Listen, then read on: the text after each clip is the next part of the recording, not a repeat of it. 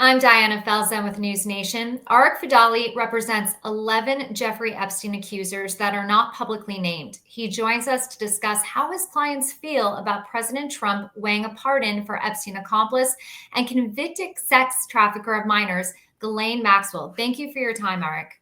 Thanks for having me. What is the reaction from your clients that a pardon is something in consideration for Maxwell?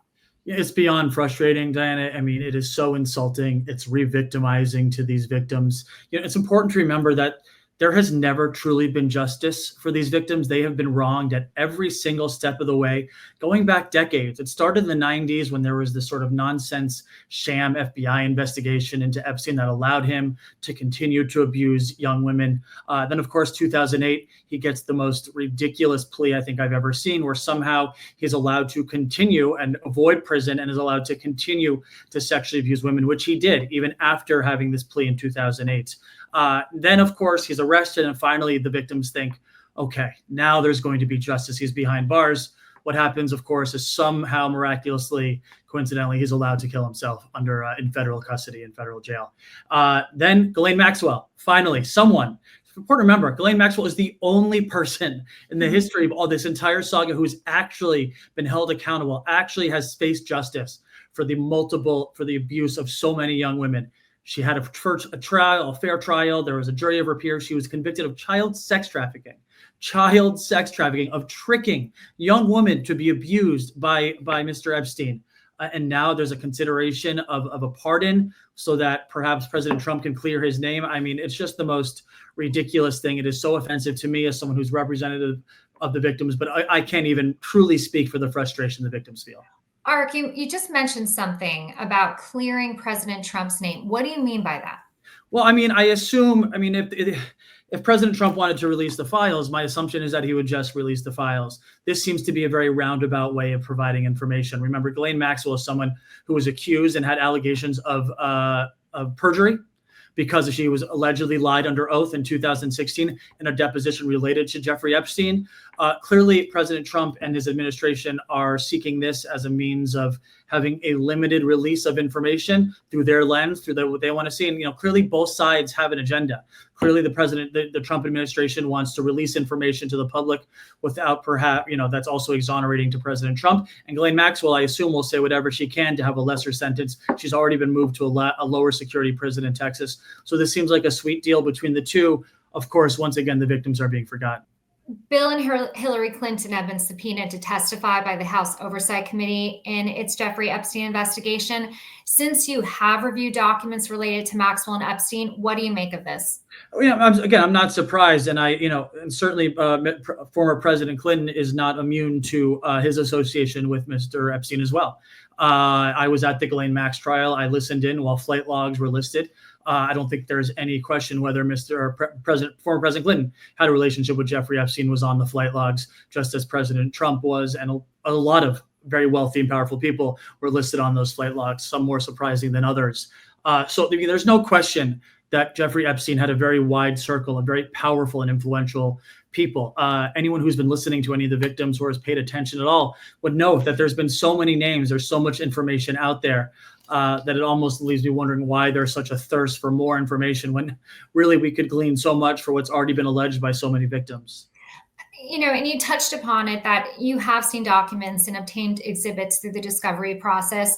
Based on what you know, do you think the DOJ and FBI are withholding pertinent information about Epstein and possible high-profile associates to the public, or documents that are not on the court dockets?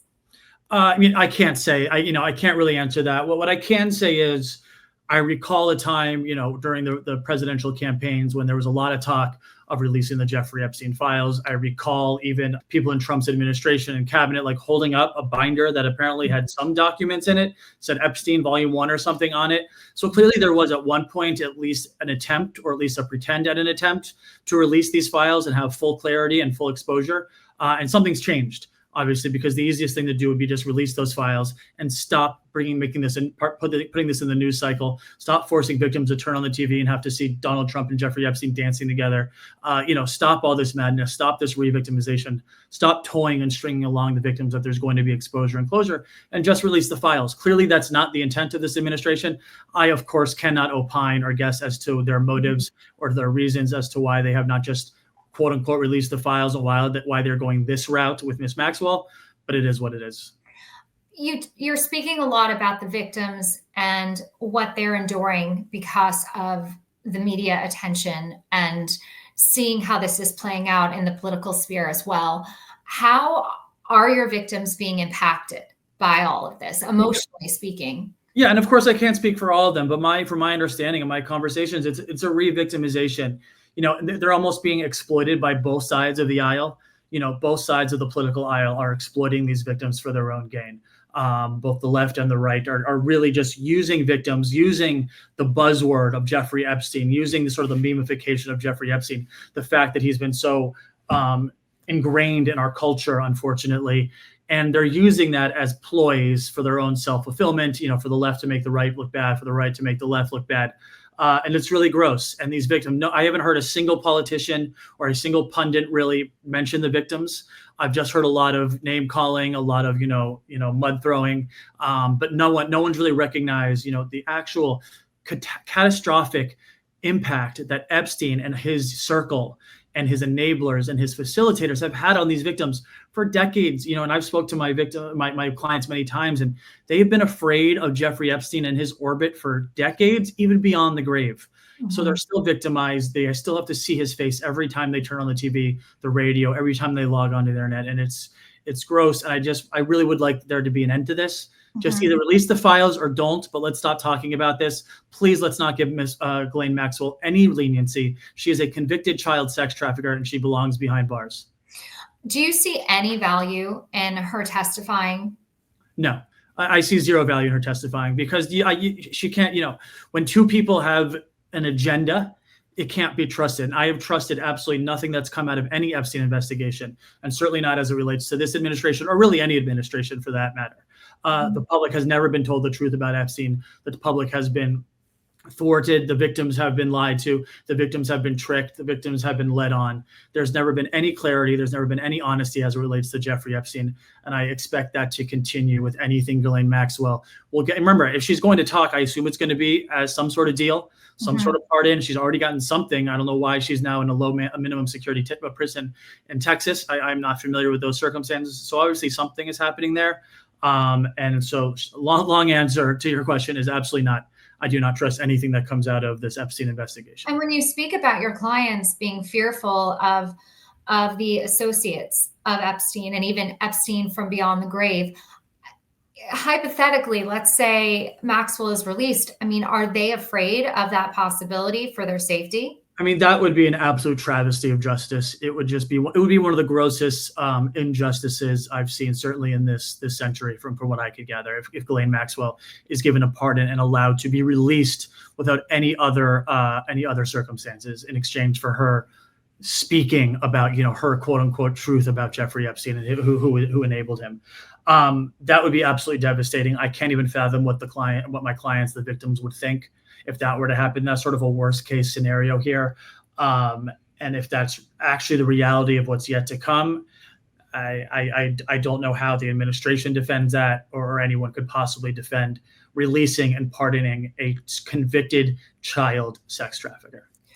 What is, for your clients, the best case scenario for all of this? What is it that they could take away from all of this fallout right now? What is it that your clients are telling you they want, if anything? I think it's tough to pinpoint a single thing. Mm-hmm. What I would say is consistent amongst the clients I've recently spoke to is closure. They would just like this saga to end. That's why they, agreed to these settlements that were, made public as part of the Epstein, settlement fund that was very public and all of that. That's why, they've chosen to make those decisions, not pursue further lawsuits against Jeffrey Epstein, which was their option. They want closure. They wanted to end this. They wanted to end this saga of their life. They've been trying to end it for decades, and no one will let them.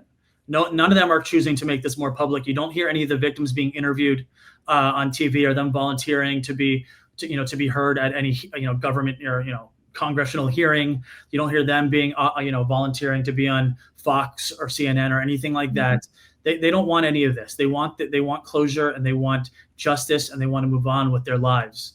But the media, the politicians, no one will let them, and it's really, really unfortunate. But again, I hate to say this, but I think they're used to it at this point because it's been like this since the 90s. Yeah. Well, thank you, Arick, for letting us know where your clients are coming from, how they're feeling right now, and of course, for all of your stellar insights. Thank you. Thanks for having me. For more news you need to know, go to newsnationnow.com.